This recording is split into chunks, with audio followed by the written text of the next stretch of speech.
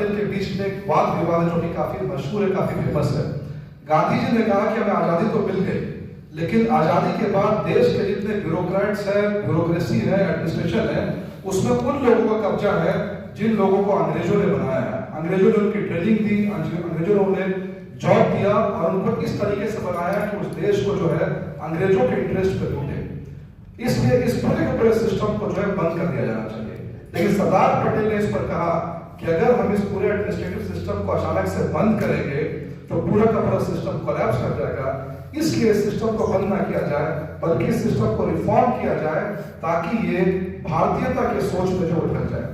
कहने का मतलब ये है कि जब भी कोई देश अलग होता है, कोई प्रदेश अलग होता है, कोई गांव अलग होता है, तो वो सही मायने में उन लोगों का तभी होता है जब उसको सिस्टम में जो लोग हैं, एडमिनिस्ट्रेशन में जो लोग हैं, वो वहां के लोग हों।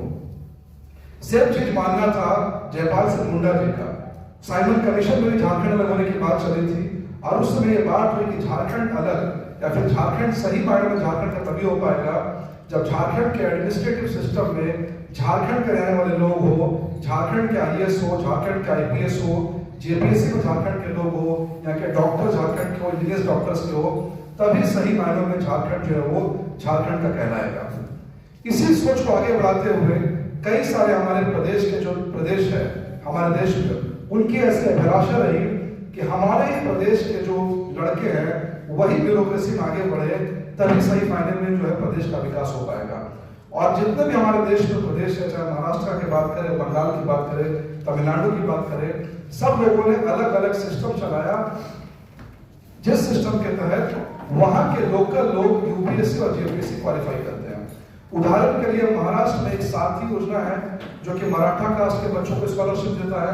वहां पर एक ज्योति योजना है जो कि महात्मा फुले के ऊपर है, जो कि ओबीसी को स्कॉलरशिप देता है। वहां पर एक टार्टी है जो कि शेड्यूल्ड ट्राइब को देता है। पार्टी इंस्टीट्यूशन है जो कि शेड्यूल्ड कास्ट के बच्चों को स्कॉलरशिप देता है। इसी को ध्यान में रख करके हेमंत सोरेन जी ने 2021 में झारखंड से कुछ बच्चे यूपीएससी क्वालिफाई हुए थे, उन लोगों को पुरस्कार देने के लिए सम्मानित करने के लिए बुलाया और वहां पर यह घोषणा की कि झारखंड के बच्चे जो महंगी कोचिंग फीस के कारण कोचिंग नहीं ले पाते हैं, ऐसे बच्चों को झारखंड की सरकार जो है सपोर्ट करेगी।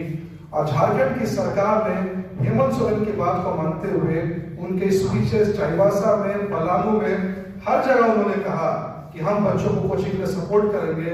झारखंड की सरकार ने 2 टेंडर निकाला 2021 में। पहला जो टेंडर है, ये टेंडर फॉर्म आप मेरे सामने देख सकते हैं, इसका नाम रखा गया एकलव्य प्रशिक्षण योजना 2023 और ये टेंडर निकाला गया था 14/9/2023 को, EOI रेफरेंस नंबर 156 बजट। दूसरा टेंडर उसी दिन निकाला गया जिसका नाम रखा गया मुख्यमंत्री शिक्षा प्रोत्साहन योजना 2023, same date 14/9/2023, EOI reference budget 157। ये जो निकाला गया टेंडर, इसका मकसद क्या था, इसका ऑब्जेक्टिव क्या था, बस 2-3 लाइन का है, वो पढ़ने से चीजें समझ में आएगी। बस मैं जो सरकार ने निकाला उसको पढ़ूंगा मैं। The Department of Higher and Technical Education, Government of Jharkhand, in its bid to enhance employment opportunities available to the youth of Jharkhand, the state government is launching the Eklavya Prakshikshan Yojana herewith. After called the scheme will provide free of cost coaching to students for preparation of competitive examinations like UPSC, JPSC, Staff Selection Commission, banking, with a basic monthly payout of ₹2500 for living expenses. यानी इस tender का मकसद ये था कि झारखंड के बच्चों को यूपीएससी, जेपीएससी के लिए कोचिंग दी जाए और सरकार की तरफ से 2500 रुपए पर मंथ की जो है सहायता वो दी जाएगी। अब ये कितने बच्चों को दिया जाना था, ये आंकड़े काफी चौंकाने वाले हैं।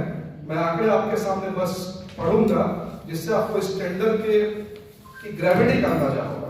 यार तैयारी करने वाले 1000 बच्चों को हर साल सरकार स्कॉलरशिप देगी, जेपीएससी की तैयारी करने वाले 2000 बच्चों को, बैंक पीओ के लिए 2000, बैंक क्लर्क के लिए 5000, रेलवे रिक्रूटमेंट बोर्ड के लिए 8500, स्टाफ सिलेक्शन कमीशन के लिए 8500, यानी कुल मिलाकर के 27000 बच्चों को स्कॉलरशिप देने की योजना थी। योजना टेंडर नंबर 2 टेंडर नंबर 2 की तरफ ध्यान दें तो यहाँ पर जो बच्चे इंजीनियरिंग की तैयारी करते हैं, IDJ की तैयारी करते हैं, ऐसे 3000 बच्चे, मेडिकल नीट के लिए 2000, क्लैट लॉयर जो बच्चे बनते हैं जुडिशरी में जाएंगे उनके लिए 1000 बच्चे, मास कम्युनिकेशन जिससे आप लोग आए हैं उसमें 500, फैशन डिजाइनिंग करने के लिए 500 बच्चे, होटल मैनेजमेंट के लिए 500 बच्चे, CA बनने के लिए 500 बच्चे, टोटल 8000।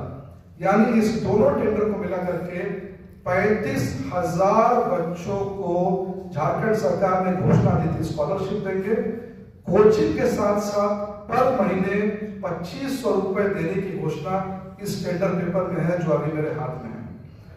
और अगर इसका वॉल्यूम आप कैलकुलेट करेंगे तो ये टेंडर वॉल्यूम है 350 करोड़।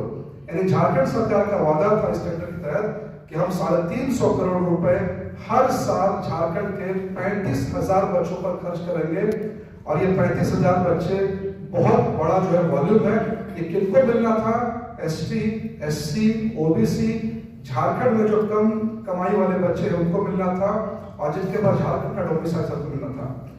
लेकिन इस टेंडर के निकलने के बाद पूरे देश में बहुत बड़े बड़े कोचिंग इंस्टीट्यूट्स ने इसमें इंटरेस्ट शो किया। मेरे पास लिस्ट है और इस इंस्टीट्यूट्स में आप देखेंगे तो यहाँ पर चहल एकेडमी, दृष्टि IAS, विजन IAS, मेड-इजी जो कि ES और IAS के इंडिया का सबसे बड़ा संस्थान है, KD कैंपस पैरामाउंट जो कि रेलवे और SSC का सबसे बड़ा इंस्टीट्यूट, सब लोगों ने इंटरेस्ट दिखाया। पर इन सबको कुछ ना कुछ एक्सक्यूज लगा करके यहाँ पर लिखा है मेड-इजी वाले कोचिंग में लिखा है फाइनेंस नॉट एडमिटेड।